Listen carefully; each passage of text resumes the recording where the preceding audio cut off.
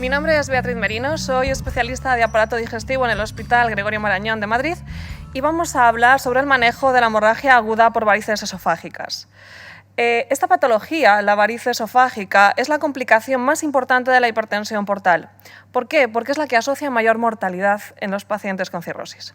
¿Cómo vamos a manejar a aquellos pacientes que acuden a un servicio de urgencias con una hemorragia activa por varices?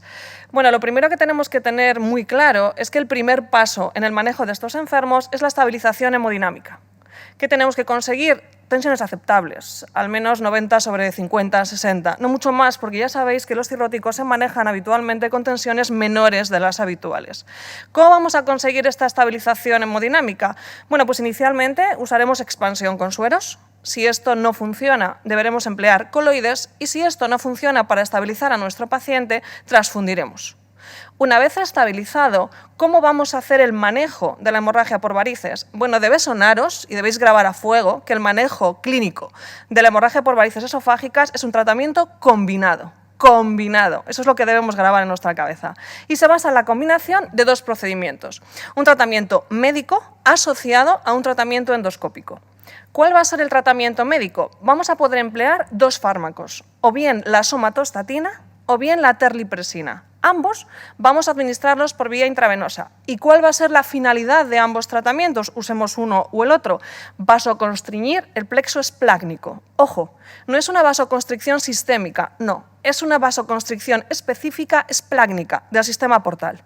¿Qué conseguimos con esto? Bueno, si la porta se vasoconstriñe, conseguimos que se cierre, se disminuye mucho el flujo por las colaterales. En consecuencia, va a haber menos flujo por la variz y, en consecuencia, el paciente sangrará menos o incluso dejará de sangrar, que es nuestro objetivo último. Vamos a asociar a estos fármacos que vasoconstriñen el plexo esplánico un tratamiento endoscópico.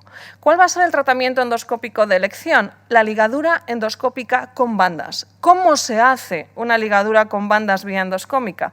Bueno, pues vamos a introducir el endoscopio con un capuchón en su punta. Ese capuchón que nosotros introducimos en la punta del endoscopio va a llevar insertadas las bandas. ¿Qué son las bandas? No son más que unos anillos de plástico, como podéis ver en la imagen.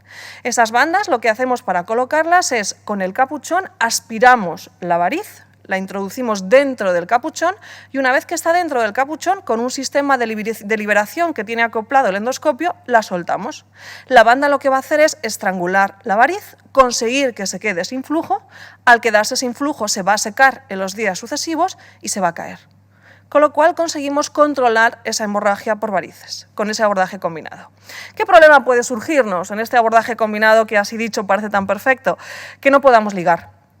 ¿Qué nos sucede a veces? Cuando uno entra en un esófago que tiene una variz rota, lo único que ve es sangre, y más sangre, y sangre por todos los lados. Y uno no sabe si hay variz, si no hay variz, si está sangrando de ahí o de otro sitio, si sangra de 2 varices o de 1 o de 7. Entonces, cuando no podemos técnicamente ligar, porque para poder poner esa banda hemos dicho que hay que aspirar la variz y para poderla aspirar, obviamente hay que verla. Así que cuando no podemos ligar porque no visualizamos las varices, así una hemorragia muy importante, la alternativa endoscópica que vamos a emplear a la ligadura es la esclerosis. ¿Qué es esclerosar? Es introducir una aguja a través del endoscopio y clavar esa aguja, que podemos hacerlo incluso a ciegas, si no vemos nada, e inyectar sustancias esclerosantes. La que más se emplea en las varices esofágicas es el oleato. Entonces, que nos quede claro, ese abordaje combinado lo vamos a hacer con fármacos, somatostatina o bien terlipresina por vía intravenosa o bien asociado a un tratamiento endoscópico. De elección, la ligadura con bandas. Y si no podemos ligar, la alternativa, pero tened claro que es una alternativa, es un tratamiento peor, será la esclerosis. Lo idóneo, somato o bien terli junto a la ligadura. Con este tratamiento combinado vamos a conseguir controlar la hemorragia en la inmensa mayoría de los pacientes. Pero desafortunadamente hay un bajo porcentaje de enfermos que a pesar de este abordaje combinado van a seguir sangrando. Esto es lo que se conoce con el nombre de hemorragia refractaria. Imaginaos lo que esto supone.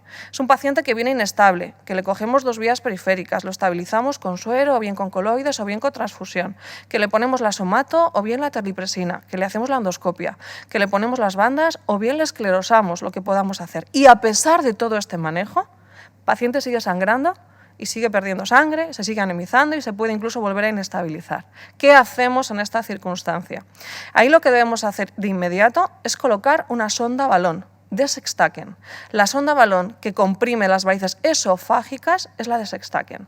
Esto evidentemente no es una solución definitiva porque el Sextaken lo que es un balón enorme que ocupa toda la longitud del esófago y que hinchamos a presión. Lógicamente, si ocluimos todo el esófago con un balón a presión, no hay posibilidad de sangrado. Pero evidentemente la gente no puede vivir con el esófago ocluido por un balón. De hecho, estos balones tienen alto riesgo de complicaciones, porque como lo hinchamos a presión, puede provocar una rotura, una perforación esofágica. Así que tened claro que el Sextaken es una medida de emergencia, es una medida extrema que usamos en las hemorragias refractarias. ¿Cuánto tiempo debemos de tener puesto ese balón de Sextaken? El menor posible. Cuanto más horas esté puesto, mayor riesgo va a haber de complicaciones, como hemos dicho ya, la perforación. ¿Para qué nos sirve ese balón? Pues de urgencia, para estabilizar al paciente, para controlar la hemorragia y podernos parar a pensar un instante cuál va a ser el tratamiento definitivo de ese paciente que tiene una hemorragia refractaria. ¿Cuál va a ser el tratamiento definitivo de elección? Pues va a depender de cómo le funcione el hígado a ese paciente. Ya sabéis que todos son cirróticos, pero no a todos les funciona igual el hígado.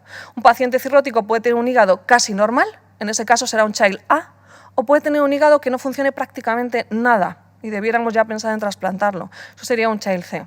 Entonces, si el paciente tiene un hígado casi normal, es un Child A, lo que vamos a hacer es colocar un TIPS.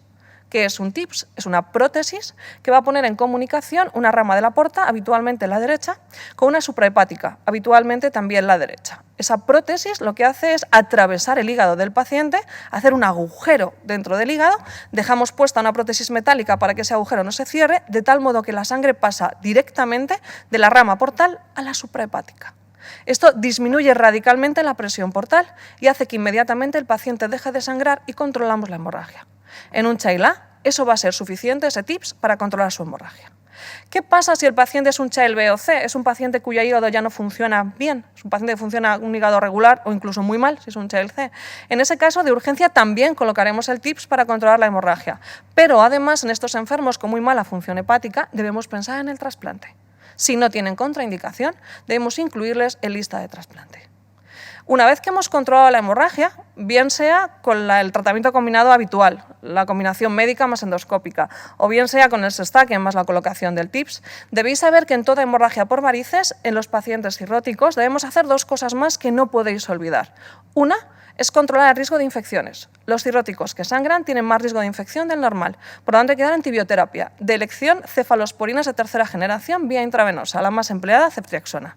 Y además, la hemorragia por varices también incrementa mucho el riesgo de encefalopatía, motivo por el que debéis dar medidas antiencefalopatía en todos estos pacientes. Con esto, salvaréis la vida a vuestros enfermos y acertaréis muchas preguntas en los exámenes. Un placer.